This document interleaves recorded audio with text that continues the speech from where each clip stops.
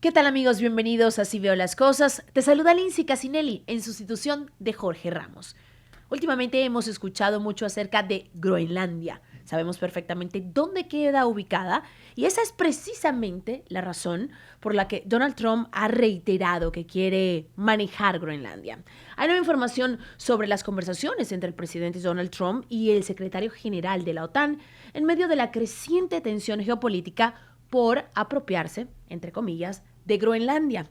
Mark Rutte confirmó que el tema de Groenlandia y la presencia de Rusia y China en la región fueron parte central de las conversaciones con el presidente de los Estados Unidos. Según explicó, Trump ya había advertido desde su primer mandato que Estados Unidos y sus aliados deberían prestar muchísima atención al Ártico, esa zona del norte, una región clave para la seguridad global, sobre todo cuando se habla de enemigos políticos como China y como Rusia que se encuentran en esa zona. ¿Qué le parece si lo escuchamos? President Trump in his first term already said we should spend more time and more energy on the Arctic and to defend the Arctic against the Russians and the Chinese. What we discussed yesterday, it was a very good discussion, is how can we do that? One, how can collectively the NATO allies help here, the seven in the High North, and also others to support that. But the seven in the High North, including the United States, because also the United States is an Arctic country because of Alaska. When it comes to Greenland, particularly, that we ensure that the Chinese and the Russians will not gain access to the Greenland economy, to militarily to Greenland, and that will be a discussion taken forward. Básicamente, Groenlandia es un territorio autónomo, Leo, del Ártico que en estos momentos es gobernado por Dinamarca. ¿Qué pasa? Estados Unidos quiere manejar esa zona porque dice que es una zona estratégica para defenderse de cualquier posible ataque de guerra con Rusia y también con China. El debate continúa en los próximos encuentros entre los aliados. ¿Por qué? Porque los líderes europeos no están contentos con esta actuación o con esta necesidad que tiene Trump de manejar y cambiar, como dicen ellos, el orden político. Vamos a estarle dando mucho seguimiento hasta el momento, pero confirmamos lo que dijo ayer Jorge. Él dice que no va a entrar por la fuerza. Ahora les quiero platicar acerca de la complicada situación que se está viviendo en Minnesota. Como le hemos venido contando, en las calles de ese estado, el gobierno federal ha intensificado su respuesta ante las protestas de los manifestantes por operativos migratorios. Hasta el momento se han desplegado cientos de soldados hasta Carolina del Norte ante un posible despliegue para Minnesota. Así lo confirmaron dos funcionarios estadounidenses. Los preparativos están relacionados con la posibilidad de que el presidente de los Estados Unidos, Donald Trump, invoque la ley de insurrección. ¿Qué es esta ley? Bueno, es una legislación muy poco utilizada que permite el despliegue de tropas federales dentro del país. Pero este despliegue no es aislado del que le estamos platicando. De acuerdo con ABC News, unos 1,500 soldados en servicio activo de una base en Alaska también recibieron órdenes para prepararse ante una posible misión. Y aunque todos estos movimientos militares son de cuidado, y por supuesto estamos muy alertas, aún es más serio lo que está pasando a nivel judicial. Y es que un tribunal de apelaciones levantó temporalmente las restricciones que limitaban el uso de la fuerza por parte de ICE durante manifestaciones, y esto sí que preocupa. La decisión bloquea de forma provisional la orden de una jueza federal que prohibía a los agentes arrestar a manifestantes pacíficos o utilizar armas no letales sin causa probable. ¿Qué pasa esto? Bueno, por supuesto las libertades civiles se ven amenazadas en Minnesota. La jueza había determinado que los agentes federales no podían detener personas en represalia por protestas protegidas por la ley, ni detener vehículos sin una sospecha realmente razonable. Ahora esa orden queda en pausa mientras continúa todo este proceso legal. Le invito a que participe con nosotros, porque acá en Así Veo las Cosas queremos saber, sobre todo si usted es de ese estado, cómo se está viviendo esta realidad. Porque una cosa es lo que uno cuenta y otra cosa es cuando uno la vive. Y eso es muy importante tener aquí esa idea que usted tiene viviendo en las calles de Minneapolis. Mientras tanto, nuevos videos también en Minneapolis muestran enfrentamientos entre manifestantes y agentes federales cerca del Parque Mueller. En las imágenes se observa, ya lo conocen perfectamente, al jefe de patrulla fronteriza, se ha hecho famoso por las razones equivocadas, a mi parecer, Gregory Bobino, ordenando a los manifestantes retroceder. En el video se le escucha decir "gas is coming, gas is coming". ante la imagen de la multitud. Vamos a verlo.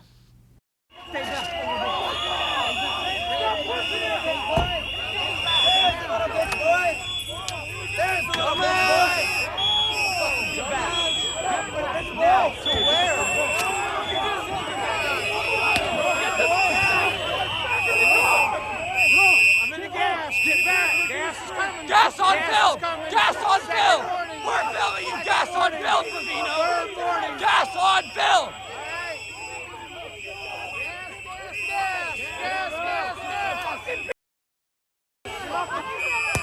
You just gassed and we have it!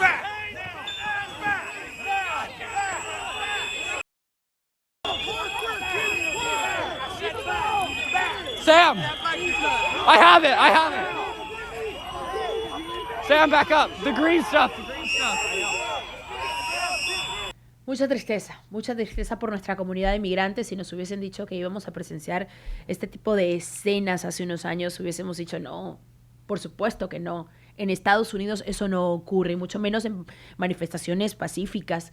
Por supuesto que no se usa la fuerza, por supuesto que no se intimida al ciudadano, pero está ocurriendo en nuestras calles, desafortunadamente. Y el impacto no es solo emocional, no es solo social, no es solo ese miedo que le están infundiendo a las familias. También hay un impacto económico que lo están viendo los mismos ciudadanos estadounidenses. Vamos a escuchar. It has been profound impacts on the small business community here in South Minneapolis. I'm located in the Seward neighborhood. A couple blocks away, we have a large Hispanic business district. And right now, things look like the darkest days of COVID. Streets are empty, stores are closed, restaurants are shuttered. It is just almost a complete standstill of economic activity here. And a lot of that is because of the fear that's being created by the armed masked invasion of ICE agents in our neighborhoods. We are very involved in the community, and there's no reason to stop doing what we've always done right now. But it is scary. It's what's happened is it's no longer about illegal aliens here. The scale of the occupation here is so disproportionate with 3,000 federal agents here. Everyone of color is afraid to leave their house. They've pretty much gone through their targeted list. Then they went after people who are legal non-citizens. Now they're going after just anyone of color. So we have 20% of our workforce in Minneapolis is people of color, and 10% of our business owners. Those people don't want to leave their house because they don't know what will happen if they accidentally run into ICE agents.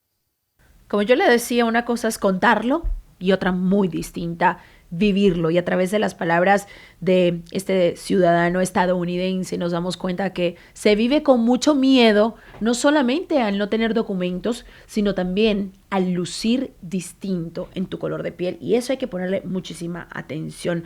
Por cierto, el vicepresidente de los Estados Unidos, J.D. Vance, ya llegó a Minneapolis y esto fue lo que dijo tras esa reunión que tuvo con ICE.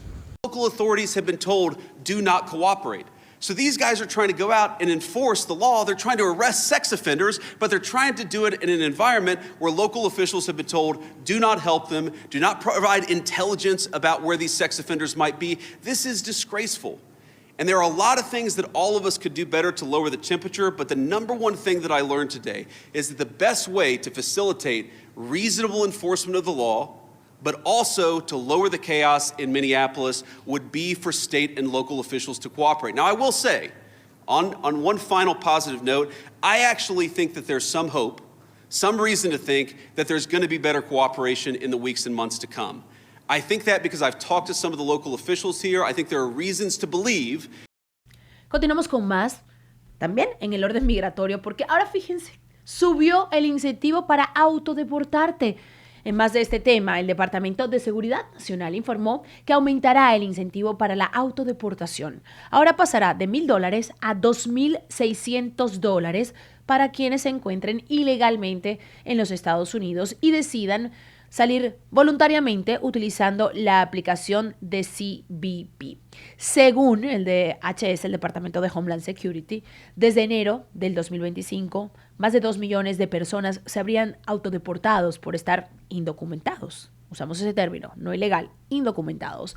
Aunque un informe reciente de Brookings Institution cuestiona la veracidad de estas cifras. La secretaria de Seguridad Nacional, a quien ya todos ubicamos perfectamente, Kristi Noem, afirmó que este incentivo busca celebrar de alguna manera el primer año del mandato del presidente. Yo de manera personal les puedo decir que conozco 2 personas que se autodeportaron y no les dieron el dinero. No estoy diciendo que esté bien o mal, sencillamente le comparto eso como una anécdota. Te prometen eso, la gente se va y después ¿a dónde lo pides? Pensando que con ese dinero pueden rehacer quizás su vida o arrancar una vez más en su país. Bueno, advirtió también Kristi Noem, quienes no se autodeporten serán encontrados, arrestados y no podrán regresar. Cambiamos de tema y seguramente usted lo ha venido sintiendo, así como yo, hasta en los huesos. Sí, hay un frío fuerte en todos los Estados Unidos. Sabemos perfectamente que viene una de las tormentas invernales más fuertes de los últimos años. ¿Cómo está el frío por su zona? Aquí en Miami tenemos que salir con chamarra, con bufanda. No me quiero imaginar en el norte del país donde se esperan varios pies de nieve. La cosa se va a poner bastante complicada. Se esperan fuertes nevadas, hielo y vientos peligrosos con posibles cancelaciones de vuelo. Obviamente todo lo que es los aeropuertos se vuelve un desastre y cortes de energía. En fin, hay que estar muy preparados. De solo decirlo ya se siente el frío y qué mejor que conversar con un hombre que sabe perfectamente lo que va a pasar en este fin de semana, que va a ser muy frío en muchas partes del país. Ya hay estados que están llevando a la emergencia, al estado de emergencia. Vámonos con Albert Martínez de Meteo, el meteorólogo de confianza aquí en Así Veo las Cosas. Bueno, Albert, ya viste que a mí el frío me está pasando factura. Escucha mi voz y puedes sentirlo. Sí, se te nota, se te nota. Y mira que estás en uno de los pocos rincones del país donde las temperaturas se van a mantener este fin de semana, porque en el otro lado de Estados Unidos realmente el frío va a ser terrible. ¿Dónde se va a sentir peor? Vamos por partes porque va a ser un fin de semana largo, así que mañana lo más activo, norte de Texas y Oklahoma, con una tormenta invernal que nos puede dejar hasta 12 pulgadas en Oklahoma o en Tulsa. Luego eso se irá desplazando hacia el este, de modo que el viernes en la noche estará nevando mucho en Kansas y el norte de Arkansas. Y cuando lleguemos al sábado hablaremos de nieve en Kentucky, Tennessee y luego en el noreste. De hecho, Nueva York ya está bajo una vigilancia de tormenta invernal desde hacía mucho tiempo que no veíamos una alerta por acumulados en la ciudad de Nueva York de 12 a 18 pulgadas, localmente un poquito más. Eso será durante el sábado en la zona del noreste. Y luego, el domingo, cuando baje la temperatura en Texas, podremos tener ese episodio que puede ser realmente muy peligroso, el hielo y lluvia helada. Esto es lluvia que cae de las nubes y se congela al llegar al piso o en contacto con superficies como el tendido eléctrico. Eso puede darnos acumulados de tan solo media pulgada en el norte de Texas, norte de Luisiana y Arkansas. Y sé que quizás muchos pensarán media pulgada frente a las 12 pulgadas de nieve parece poca cosa, pero con el hielo tan solo 0,2 pulgadas es suficiente como para que las carreteras se congelen. Y eso es lo que puede poner en jaque la red eléctrica, porque el hielo pesa mucho cuando se acumula en el tendido eléctrico y podríamos sufrir apagones. Por eso es importante, ¿no?, estar prevenidos desde ya frente a este fin de semana muy activo en cuanto al tiempo invernal. Hay que estar muy preparados. Estamos hablando de que dicen que va a ser una de las tormentas más frías, más gélidas. También el hielo negro, hay que cuidarse de todo eso. ¿Qué nos recomiendas, Albert?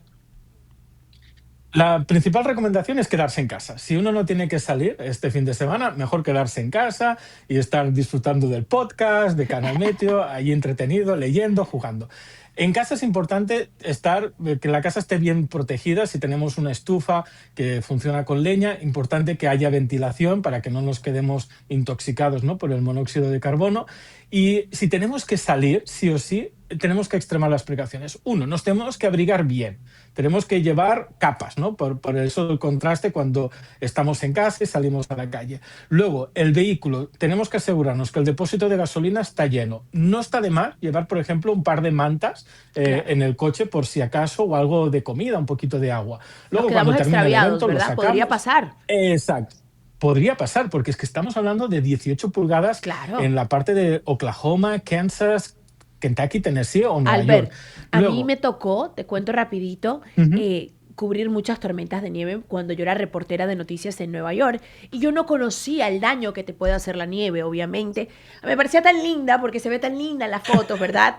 Pero la nieve quema. Hay que tener cuidado, hay que salir con el sí. calzado correcto porque vienen las caídas. Yo recuerdo que regresé de hacer mi reportaje y tenía los pies a punto de tener que ir al hospital porque Uh, estaban totalmente quemados. Quiero que nos platiques de eso, ujú. porque a veces hay personas que se van de vacaciones a la nieve, pero no conocen realmente lo que puede pasar si no estás bien abrigado. Sí, con temperaturas de menos 5 grados Fahrenheit, por ejemplo, o sensaciones que estos días en Dakota del Norte se alcanzan de menos 20, menos 30, la piel expuesta a esas temperaturas en tan solo 15 minutos se puede congelar. ¿Y qué es el congelamiento de la piel? Lo que dices tú, una quemadura. Igual que cuando ponemos la mano por accidente en el fuego y nos quemamos. Pues eso es lo que nos puede ocurrir. Por eso es importantísimo, ¿no? Abrigarse muy bien. Y, por ejemplo, decías lo del calzado. Si se nos mojan los zapatos, secarlos, quitarnos los calcetines, ponernos otros nuevos y secarnos, porque esa agua se puede congelar y poder darnos esos problemas más adelante. Y otra cosa importante es seguir las actualizaciones de las diferentes instituciones, el National Weather Service, las autoridades de transporte, los .dot, ¿no? Ellos irán notificando constantemente si hay una situación muy crítica en nuestra zona, y meteorólogos como yo pues también estaremos retransmitiendo todas las actualizaciones. Por eso es importante quedarse en casa si no es necesario salir y estar prevenidos, porque ya te digo, 200 millones de personas, es Sí. 2/3 del territorio que está en Muchísima alerta. gente. Oye, ¿cómo podemos estar conectados a tus actualizaciones? Pues mira, tenemos la app de Canal Meteo, estamos en Android, estamos en iPhone y también estamos en Roku. O allí la gente tiene el Pero con la streaming aplicación del teléfono, 24/7. básicamente puedo seguir lo que tú digas. Porque yo te creo a ti, mira que hay muchos Exacto. meteorólogos que, ay, no les creo, pero a ti sí te creo. Sí, en el teléfono tienes el streaming, donde cuando hay una alerta también te llega la notificación, algo que es importante, y acabamos de activar una pestañita que se llama cobertura tormenta invernal, donde tienes toda la información Qué por bueno. estados, Texas, Oklahoma, hasta Nueva York. Tú clicas en tu estado y ves si hay demoras, si hay problemas en las carreteras, si hay apagones y las recomendaciones, que es lo que mencionábamos, con el hielo negro, con el diferente tipo de precipitación. Así que Canal Meteo es siempre una fuente fiable. Estamos colaborando con el National Weather Service para llegar a la población latina de este Ya país. me estás haciendo sentir el calorcito de estar bien informado. Qué importante es esta información para nuestra gente, para que no nos agarre desprevenidos, porque cuando estamos preparados, obviamente podemos pasar mejor, quiero decir, la tormenta. Ahora, antes de que te vayas, sí, no, peor, mejor junto a ti. Antes de que te vayas, para la gente de Florida, porque aquí en Florida estamos acostumbrados al calor, Mm. pero fíjate que cuando baja la temperatura 50, 60, parece que nos estamos congelando porque seguimos saliendo en shorts y pasa lo que me acaba de pasar a mí, que te enfermas. ¿Se va a sentir frío en Sí, Florida? sí, en el norte, pero no tanto como la semana pasada. Ok, Sabes que tuvimos esa nevada anecdótica, en la zona de Tallahassee, en el sí. norte de Florida. Esta vez en Florida no vamos a ver nieve, pero sí que bajarán un poquito las temperaturas. Y cuando este frente que barre todo el país barra Florida, verás cómo vuelve a cambiar el viento, se despeja el cielo y bajan un poquito las temperaturas el fin de semana. Pero Florida tiene eso, en cuanto cambia la dirección del viento, volvéis a lo normal. Y son esos altibajos de temperatura lo que yo llamo un generador de catarros, ¿no? De resfriados. Y eso sí. Así No que te rías, que tocará para estar muestra prevenida. un botón y mi voz. Gracias, Albert. Voy a estar siguiendo tu aplicación porque eres muy específico y muy bueno en tus predicciones, en tus pronósticos del tiempo. Muchísimas gracias por haber estado con nosotros en Así Veo las Cosas y a prepararse. Exacto, un placer como siempre. Y esta noticia parece que de alguna manera nos vuelve a tocar en la herida a todos, porque esta fue una tragedia, una masacre que debió haber sido evitada. En Texas les cuento que un jurado declaró no culpable al ex oficial del distrito escolar de Uvalde, Adrián González, quien era acusado por su actuación durante el tiroteo del 2022 en la escuela primaria Robb, donde 19 criaturas, 19 niños perdieron la vida y 2 maestros también resultaron fallecidos. La fiscalía argumentaba que el ex oficial no siguió su entrenamiento de tirador activo y no intentó detener al atacante. La defensa sostuvo que el oficial no vio al tirador al llegar y que se concentró en evacuar a los estudiantes. Finalmente, el jurado lo absolvió de los 29 cargos por poner en peligro o abandonar a menores. Vamos a escuchar lo que tuvo que decir el juez. All right, your cause number 25 FC 0001U, the state of Texas versus Adrian Gonzalez. In each of the 29 counts, we, the jury, find the defendant, Adrian Gonzalez, not guilty. Let me see it. All right, members of the jury, I want to thank each and every one of you for your close attention and your patience and being with us timely throughout this trial. I know it was not easy for you. I know everybody was drafted, nobody volunteered. It was a long endeavor, and I want to thank each and every one of you for being here. I'm going to ask you one more time to go with the bailiff to the jury room, and we'll release you from back there. But thank each and every one of you, and would everyone rise for the jury to be excused?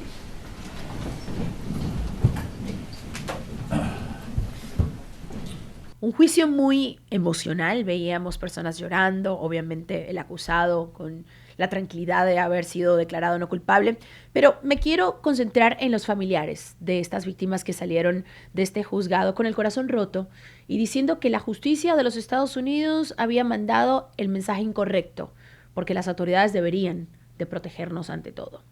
Vamos a cambiar de tema y es que le quiero platicar de una realidad que hoy golpea directamente a la comunidad cubana acá en este país, en los Estados Unidos. En los últimos meses, cientos de cubanos están viviendo una situación que hasta hace poco parecía totalmente impensable. Según cifras citadas por el New York Times, más de 1.600 cubanos fueron deportados en el 2025. Y usted dirá, 1.600, ¿cuál es el problema? El problema es que es más del doble que en el 2024, marcando el nivel más alto de deportaciones de cubanos en décadas. Nuestro Jorge Ramos platicó con la abogada y también con un familiar de uno de estos miles de cubanos que lucha por no ser deportado. Adelante, Jorge. Así veo las cosas. Muchas veces aquí hablamos de temas migratorios en términos generales y es injusto para las personas que están sufriendo las consecuencias de las nuevas restricciones en el sistema migratorio de los Estados Unidos. Hace tiempo que hemos seguido muy de cerca un caso aquí, el caso de Didier Espinosa. Es un cubano detenido aquí en los Estados Unidos cuando asistía a su cita de migración. Sencillamente iba a corte, él esperaba normalizar o regularizar su situación, tenía la obligación de estar presente, lo hizo y al salir lo detienen. Eso ocurrió el 16 de junio del año pasado y ahora Didier corre el peligro de ser deportado, imagínense, a Ecuador o a Uganda. Para hablarnos del caso de Didier, nos acompaña su esposa Daisy Salvador. Daisy, gracias por estar aquí. Y la abogada, en este caso, Laura Jiménez. Gracias, Laura, también por estar aquí. ¿Qué está pasando con Didier, Daisy? ¿Dónde está en estos momentos? No, él continúa detenido desde donde lo llevaron desde un principio, en BTC, en Broward, en el centro de detención. Todavía está actualmente ahí. Laura, ¿cuál es el peligro que corre Didier en estos momentos? ¿A dónde lo podrían deportar? Bueno, yo espero que el peligro no ocurra, más bien. Yo espero que no haya peligro. Didier estaba bajo un proceso de apelación precisamente por la orden del juez aprobando la moción de cierre del fiscal. Y esa apelación fue decidida hace apenas unas semanas, donde la Corte de Apelaciones de Inmigración, o el conocido BIA, desestimó el caso argumentando de que el juez tenía la autoridad de decidir de la forma que decidió y de que él no tenía un derecho a ser escuchado protegido para su asilo. Sin embargo, inmediatamente de que la Corte de Apelaciones desestima el caso, Didier es puesto en un proceso de deportación expedita y es referido a una entrevista de miedo creíble con un oficial de asilo. Durante todo este proceso y este tiempo que Didier ha estado detenido, yo me he encargado de que él esté bien preparado a expensas de saber de que esto podía suceder. Didier estaba bien preparado para testificar en su entrevista de miedo creíble y gracias a Dios lo hizo muy bien y también logró establecer todos los elementos y la decisión fue positiva. O sea, logró demostrar que sufrió persecución pasada y que tiene un miedo creíble de persecución en el futuro si ha regresado a Cuba. Una vez que esa decisión fue formalmente emitida, pues entonces él ha sido puesto una vez más en el proceso de deportación ante la Corte de Inmigración, pero bajo detención. Y su próxima audiencia está fijada para el 26 de enero de este año. Esa es una audiencia preliminar donde nuevamente tenemos que presentar nuestra posición a las alegaciones del gobierno y a los cargos de deportación que le hacen. Generalmente en los casos de detenidos, las audiencias van a ocurrir más rápidas, no solo por el manual de procedimientos, sino precisamente por el factor de que la persona está detenida y en el caso de Didier, pues ya lleva más de 6 meses bajo una detención. Pero Laura, ¿por qué se han enfatizado tanto en el caso de Didier? Yo nunca había escuchado un caso de un cubano a quien lo estuvieran persiguiendo y continuando las acusaciones de tal manera. ¿Por qué él?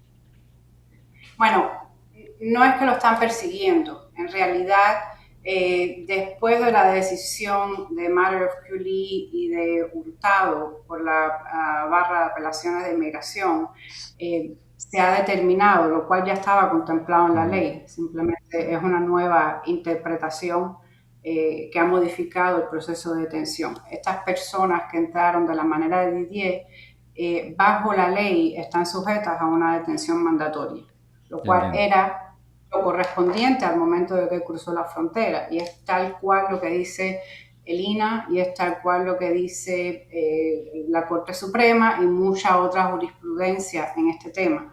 Una persona que cruza la frontera para presentar o pedir protección bajo asilo está sujeto a un proceso de deportación expedita, debe ser referido a un oficial de asilo para que conduzca una entrevista de miedo creíble, y si esa entrevista de miedo creíble es positiva, entonces la persona debe ser dejada en una detención mandatoria, o la única alternativa que puede utilizar el departamento para liberarlo es un paro humanitario bajo el INA 212 de 5A. Eso es lo que están haciendo ahora después de años con muchas de las personas que han detenido cuando han cerrado sus procedimientos en la corte, cuando lo están deteniendo en las redadas de ICE, cuando los detienen en la calle, etc. Por eso es que Didier no ha sido liberado, porque ahora es que han determinado que la ley que siempre ha existido aplica de la manera correcta. Daisy, háblanos un poco de Didier, cómo está, en qué condiciones, en qué condiciones está viviendo. No, Jorge, mira, quiero decirte que ese centro donde él se encuentra está, está bastante bien. Él, desde que empezó a hacer horas voluntarias. Después llenó un request para empezar a trabajar. Lo aceptaron en la parte de mantenimiento, donde él desempeñó muy buena labor. Fue hasta el jefe que él mantuvo ahí en esa parte de mantenimiento, lo asignó a la parte de la cocina, donde él llenó ese otro request, y él fue muy bien recomendado por ese señor. Y es donde actualmente él se encuentra. Y ese centro de detención, la verdad, no está mal, no está malo. Entiendo. No te puedo decir otra cosa porque en limpieza, por toda, está bien. La comida, tú sabes, hay más que bien, pero él hasta ahora no ha tenido ningún problema. Está trabajando allí. ¿Le parece a Didier y a ti que es injusto lo que le ocurrió? Porque lo único que estaba haciendo él era cumplir su cita migratoria. Exactamente. Y la preliminar, que era supuestamente donde vas por primera vez, donde te preguntan si tienes abogado.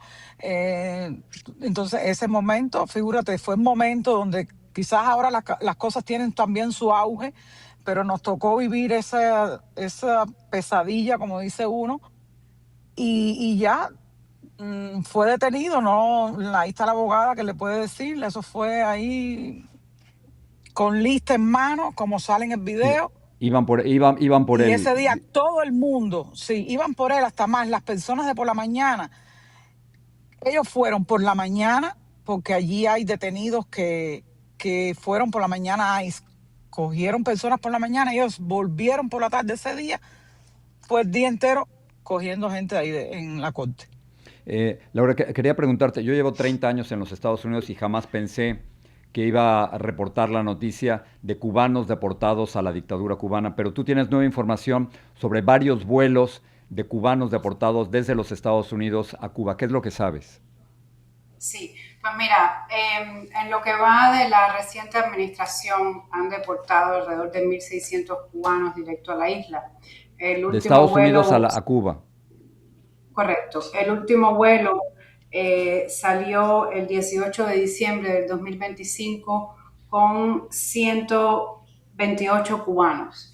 Y lo triste de todo esto, como tú bien dices, Jorge, es que muchísimos de los deportados no son inmigrantes con un récord criminal. Son muchas personas que incluso pudieran haber tenido la oportunidad de quedarse aquí, ya sea la opción de defender un asilo exitosamente o ya sea la opción de obtener una residencia bajo el ajuste cubano o a través de una petición familiar inmediata. Y respondiendo a tu pregunta anterior sobre el peligro de que Didier fuera deportado, en estos momentos uno de los peligros más grandes y nuevos que se están enfrentando, sobre todo en la Corte de Inmigración y también en los centros de detenciones, pues es la propuesta en los centros de detenciones a los detenidos de que acepten una deportación a Ecuador o Uganda. En el caso de los cubanos, esos son los dos países que más están utilizando para la propuesta. Y en el caso de la Corte, lo que está sucediendo es que el fiscal está presentando una moción para preterminar la elegibilidad del asilo y proponiendo la deportación a Uganda, lo cual procesalmente es incorrecto por muchos factores, tanto por el factor de que la propuesta del país a donde la persona pudiera ser deportada se debe hacer precisamente en esta audiencia preliminar donde se están discutiendo los cargos y el país a donde el gobierno está proponiendo que la persona se deporte. De todo esto, Daisy, Laura, y termino con esto, ¿cuándo creen ustedes que Didier pudiera quedar libre? ¿Hay una expectativa? Bueno, todo esto es incierto, pero en este momento estamos preparando una solicitud de liberación bajo parol, precisamente apoyándonos en toda la ley y la jurisprudencia. Y lo otro es que en caso de que nieguen esa solicitud de liberación, lo cual yo creo que es lo que va a suceder por el patrón de comportamiento de ICE ante estas decisiones, es entonces solicitar lo más rápido posible un juicio final. Y esperemos, con expertos, con la preparación legal que lleva todo esto, pues poder hacer todo lo posible para ganar el caso. Y en caso de que se gane, pues entonces habría que liberar. Estamos hablando de meses entonces, Laura, todavía. Bueno, generalmente cuando una persona está detenido, el juicio debe ser fijado 15 días después de la audiencia preliminar. So, esperemos que no sean meses, esperemos que quizás sea 1 o 2 meses máximo, porque bueno, está claro que también los centros de detención están bastante sobresaturados y también tienen estos jueces muchas audiencias. Daisy y Laura, las dos gracias aquí. Daisy, espero que la próxima vez que hablemos con ustedes, Didier esté con nosotros. Gracias a las dos. Dios mediante, así va a ser. Así lo esperamos. Gracias por el apoyo, Jorge. Gracias, Laura. Gracias, Daisy. Gracias a usted.